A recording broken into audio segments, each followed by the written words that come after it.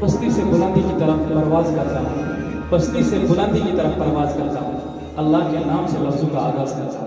ہمارے بسم اللہ الرحمن چینل الرحیم۔ سبسکرائب کریں اور سلامتی ہو ان آنکھوں پر جو ہمیشہ حق دیکھنا پسند کرتی ہے، سلامتی ہو ان کانوں پر جو ہمیشہ حق سننے کے متلاشی ہوتی ہے، سلامتی ہو ان ہاتھوں پر جو ہمیشہ حق کام میں کو لگانا پسند کرتے ہیں، اور سلامتی ہو ان زبان پر جو ہمیشہ حق بولنا پسند کرتے ہیں، اور سلامتی ہو ان ٹانگوں پر جو ہمیشہ حق راستے کی طرف چلنا پسند کرتے ہیں، اور سلامتی ہو ان والدین پر، اور سلامتی ہو ان والدین پر، اور سلامتی ہو ان والدین پر جو کہ اپنا پرسنل ٹائم نکال کے اپنے بچوں کو پرسنل اٹینشن دیتے ہیں اور بچوں کی تربیت کرتے ہیں۔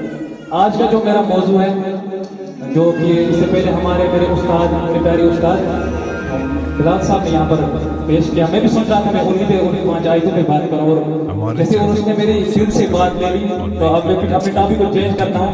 میرا ٹاپک ہوگا آرٹ آف پیرنٹنگ۔ اگر آپ بہت ساری کتابوں کا مطالعہ کریں، کتابوں کو تو پہلے چھوڑ دیتے تھے، نبی صلی اللہ علیہ وسلم کا ایک حدیث اس بات آپ کے سامنے بیان کرتا ہوں، یا معاشر النساء تصدقن فإني أريد لكن أكثر النار، اور نبی صلی اللہ علیہ وسلم کا دوسرا حدیث جو صحیح بخاری میں والیوم نمبر 2 حدیث نمبر 1359 کہ ہر کوئی بچہ دین الفطر پہ پیدا ہوتا ہے، ہر کوئی بچہ مسلمان پیدا ہوتا ہے۔ تو آدھے ماں باپ کی یہ گزارش ہوتی ہے کہ استاد، ایک مولوی صاحب یا باقی استاد گزارش، میرے بچے کیوں بگڑ رہے ہیں، ہمارے بچے کیوں تباہ ہو رہے ہیں، ہمارے بچے کیوں گالیاں دے رہے ہیں، ہمارے بچے کیوں غلطیاں کر رہے ہیں؟ تو نبی صلی اللہ علیہ وسلم کے اس حدیث کے مطابق کہ ہر کوئی بچہ دین الفطر میں پیدا ہوتا ہے، ہر کوئی بچہ مسلمان پیدا ہوتا ہے، جب ہر کوئی بچہ مسلمان ہے تو غلطیاں کیوں کی جاتی ہیں، غلطیاں کیوں کرتے ہیں وہ بچے؟ تو سب سے بڑی جڑ جو اس کی ہے وہ گھر کی تربیت ہے، گھر کا ماحول ہے جس میں ماں باپ ایک بہت ہی بڑا کردار ادا کرتا ہے۔ اگر دیکھا جائے تو ہم پہلے بچوں کا داخلہ کسی بڑے اسکول میں کرتے ہیں، کہتے ہیں سب سے بڑی سیکھنے کی جگہ مدرسہ ہے، جیسے کوئی بھی اسکول، جیسے ہمارا اسکول اندیپ ہے، لیکن میرا یہ کہنا ہے کہ میرا نہیں، بہت ہی عالموں کا یہ کہنا ہے، کتابوں میں لکھا ہے بچے کی پہلی سب سے بڑی درسگاہ ماں کی گود ہوتی ہے، سب سے بڑی درسگاہ ماں کی گود ہوتی ہے، اس کے بعد والدین کی تربیت، دونوں ماں اور باپ۔ اگر آپ کتابوں میں دیکھیں، open the book of history, open the biography of Sheikh Abdul Qadir Jilani, open the biography of Prophet Muhammad Rasulullah sallallahu alaihi wasallam, open the biography of Muhammad bin Ismail bin Abdul Bukhari، شاید نہیں جانتے ہو، اس کا امام بخاری کے نام سے پکارتے ہیں۔ اگر آپ زندگی دیکھیں امام شافعی علیہ رحمۃ، وہ کیسے اونچے معیار پہ پہنچے، ابو حنیفہ، نعمان بن ثابت رحمۃ اللہ علی امام اعظم، ابو حنیفہ، ان کی بایوگرافی کو دیکھیں، ان کی سیرت کو دیکھیں، انہوں نے ایسا اعلیٰ مقام کیسے پایا؟ اگر آپ دیکھیں انور شاہ کشمیری جو کہ ہمارے کشمیر ہے، امام محمد رضا خان رحمۃ اللہ علیہ، مولانا الیاس قادری جو کہ ابھی اس وقت آدھے لوگ زندہ ہیں، انہوں نے اپنی زندگی میں ایسا اعلیٰ مقام کیسے پایا؟ مولانا Ilyas Qadri founder of Tablighi Jamaat, Maulana Ilyas founder of Tablighi Jamaat, Maulana Ilyas Qadri founder of دعوت اسلامی پاکستان۔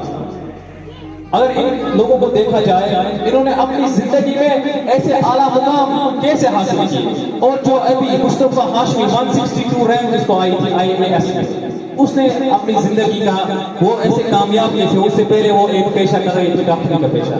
آج بھی اگر دیکھا جائے ہمارے معاشرے میں سب سے عظیم اور سب سے عزت والا پیشہ ڈاکٹر کا سمجھا جاتا ہے اور استاد کا سمجھا جاتا ہے۔ استاد کو تو نہیں سمجھا جاتا ہے، ہونا تو استاد ہی چاہیے، کیونکہ باقی ملکوں کو اگر دیکھا جائے استاد کو جو عزت ان ملکوں میں ملتی ہے شاید ہمارے ملک میں نہیں ملتی ہے۔ استاد کو A گریڈ ملتا ہے جو باقی IAS KS بڑے بڑے جیسے افسرات ہوتے ہیں یا منسٹر ہوتے ہیں، پرائم منسٹر کا کو بھی B گریڈ ملتا ہے، لیکن استاد ایک ایسی عظیم شخصیت ہے جس کو A گریڈ ملتا ہے۔ ہونا بھی چاہیے، کیونکہ ہمارے بننے میں، ہمارے کسی مقام پر پہنچنے میں اس ماں باپ کے پاس سب سے بڑا ہاتھ تو استاد ہی کا ہوتا ہے۔ لیکن میری آج جو گفتگو ہے وہ استاد کو بیٹی ہونے والی ہے، وہ پیرنٹ پہ ہونے والی ہے، اس لیے میں نے آرٹ آف پیرنٹ پہ پہلے ورڈ یوز کیا۔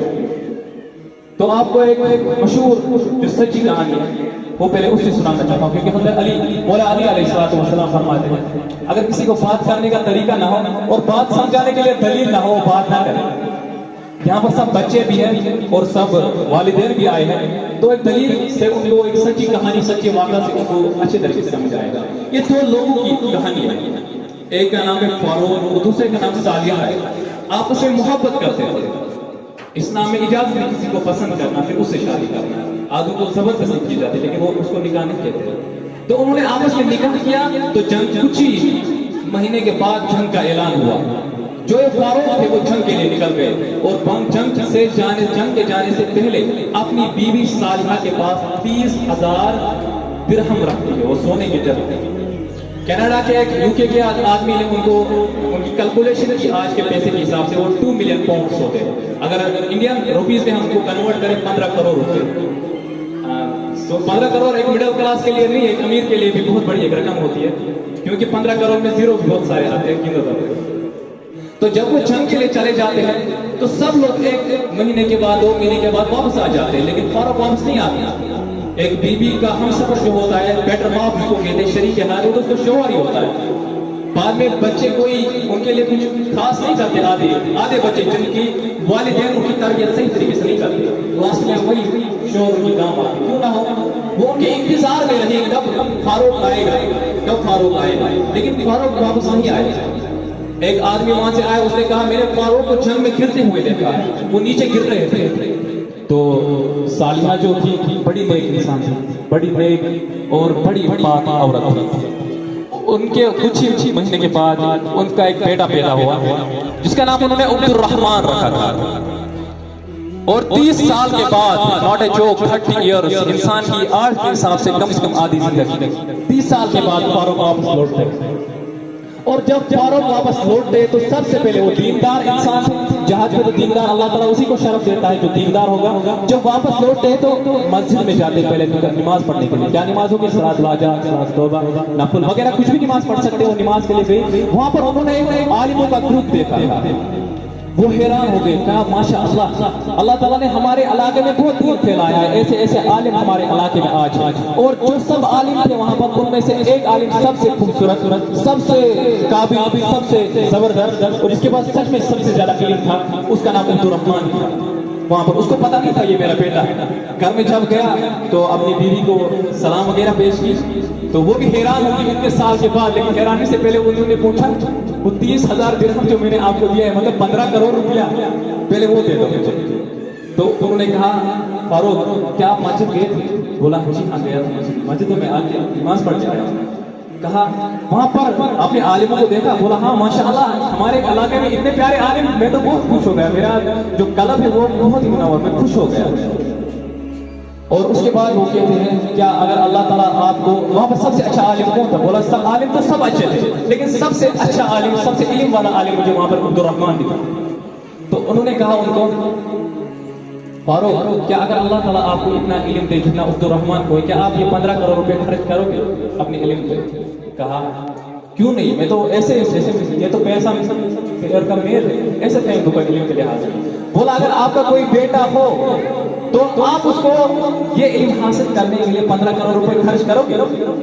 تو بات بڑی شوق والی ہے، کیونکہ یہاں پر تو آدھے لوگ 100 روپے بھی شاید درس کا یا باقی تعلیمات کے لیے 300 روپیہ بھی خرچ نہیں کر پاتے، سمجھتے کہ ہم نے اسکول میں ڈال دیا اور بس اتنا ہی کافی ہے۔ پہلے وہ اس کو اختتام کرتے اسٹوری کو، تو انہوں نے کہا یہ 15 کروڑ روپے کچھ نہیں ہے، 15 کروڑ سے زیادہ اگر ہوتے میں اپنے بیٹے کے لیے سب کچھ قربان کر دیتا۔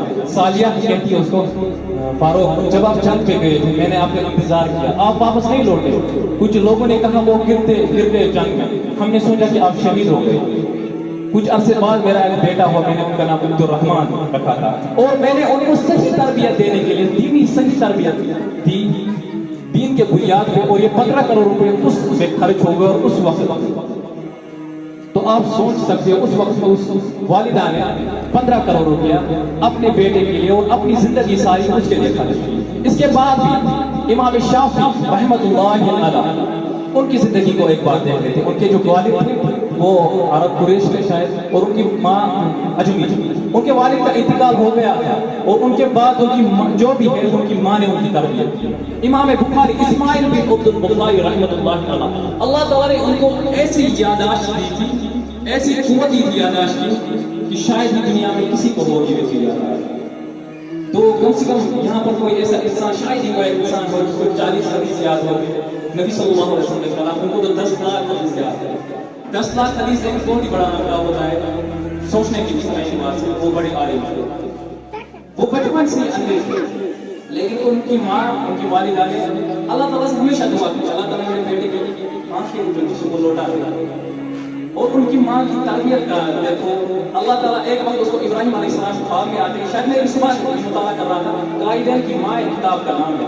ہر کسی والد سے گزارش کرتا ہوں جو پڑھا لکھا ہو, قائدین کی ماں ایک بک آپ کو خاص سے مل جائے گی, اس کو خریدے اور ایک بار پڑھے, اور اس بک کا اثر ضرور انشاءاللہ آپ کو بچوں کو پڑھے. تو ابراہیم علیہ السلام سپنے میں آتے ہو گئے کہ اگلے دن آپ کے بیٹے کی جو روشنی ہوگی وہ واپس آ جائے گی انشاءاللہ. اگلے دن کی دعا بھی کیسی, اور دیکھو اس انسان سے اللہ تعالیٰ نے کتنا دین کا کام کیا. اب انہیں کو نہیں, باقی کو بھی دیکھ لیجیے. ایسے ہی بہت ساری ہستیاں اس دنیا میں موجود ہیں. صحابہ میں بھی, تابعین میں بھی, تبع تابعین میں بھی, شہداء میں بھی, بزرگوں میں بھی, ولی کاملوں میں بھی, باقی سارے لوگوں میں بھی جو اس دنیا میں نیک بھی ہے, ان میں سب سے بڑا ہاتھ ان کی تربیت کا وہ ہے والدین, خاص کر ماں. یہ میں سب سے ضروری ماں. یہاں پر تو پتہ ہی چلتا ہے کہ ماں باپ کو کتنا شوق ہے بچوں کو پڑھانے کے لیے. کم سے کم ہمارے اسکول میں 100% اسٹوڈنٹ ہیں, اور اگر چیئر کو گینے کم سے کم 10 ٹیچر آئے ہیں, 10 والدین آئے ہیں, مطلب 10 وائس آئے ہیں. صبح میں نے ایک کو کہا تھا آپ کے بچے کا پروگرام ہے, ان کی پریپریشن اچھی ہے, آپ وہ یہاں پر پرفارم کرنے والے ہیں, اسکول میں آ جانا ہے. ایسے بچے کو تھوڑا کک ملتی ہے, بچہ خوش ہوتا ہے کہ ہمارے والد آئے. وہ ایک اس بات کی انتظار میں رہتی ہے, کیونکہ وہ بچہ, ایک بیٹا کبھی نہیں بول پاتا ہے باپ آپ میرے ساتھ اسکول میں آئے. یہ کچھ الگ ہی, اس میں ڈبیٹ مطلب یہ بول ہی نہیں سکتا یہ کیا معاملہ, یہ بیچ میں کون سی گیپ رکھی اللہ تعالیٰ نے, کوئی بچہ نہیں بول پاتا ہے. اور آگے باپ نے جو اسٹرکٹ رہتے ہیں اکارڈنگ ٹو کیا بولتے ہیں ہارورڈ یونیورسٹی, انہوں نے ریسرچ کی تھی, جو باپ اپنے بچے کے ساتھ اسٹرکٹ رہتا ہے, زیادہ اسٹرکٹ رہتا ہے, ان کی بچہ زیادہ ڈپریشن کے کارن زیادہ ڈپریشن میں چلے جاتے ہیں, ان کے بچے زیادہ پاگل پن کی طرف, ڈرگز کی طرف چلے جاتے ہیں. اور جو بچے, انہوں نے ریسرچ کی تھی, اور جو بچہ, جو والد اپنے بیٹے کے ساتھ فری مائنڈ رہتا ہے, ان کو اپنا پرسنل اٹینشن دیتا ہے, اپنے پرسنل وقت دیتا ہے, وہ بچہ زیادہ مستقبل میں آگے جاتا ہے. میں نے ابھی کہا مصطفیٰ ہاشمی حیدرآباد کے رہنے والے, ان کی والدہ ٹرپل ڈگری ہولڈر, ایک جاب بھی کر سکتے اور قابل تھی. ان کے والد جو دبئی میں جاب کرتے تھے, اور ان کا ایئرلی پیکیج جو تھا وہ شاید کروڑ روپے کا ہوگا, لیکن اس نے اپنے بیٹے کے لیے سارا کچھ وہاں پر چھوڑا اور واپس انڈیا آ گئے, اور اپنی بچے کی تربیت بچپن سے لے کے آج تک کی, اور نتیجہ آپ کے سامنے ہے. اس کے علاوہ بہت ساری ہستی ہے, جیسے مکیش امبانی, آپ دنیا کے معیار سے بھی لے لیتے ہیں.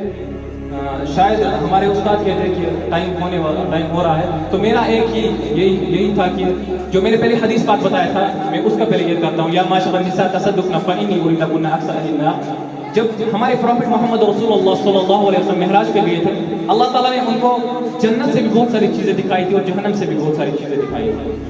تو نبی صلی اللہ علیہ وسلم ایک دن عورتوں کے سامنے یہ حدیث بیان کر رہے تھے, یا معاشر النساء عورتوں تصدقن فإنی أريدکن أکثر الناس. بولا میں جب جہاں ادھر یہاں پر معراج پہ گیا تھا, میں نے وہاں پر عورتوں کو ایک بہت زبردست عذاب میں دیکھا.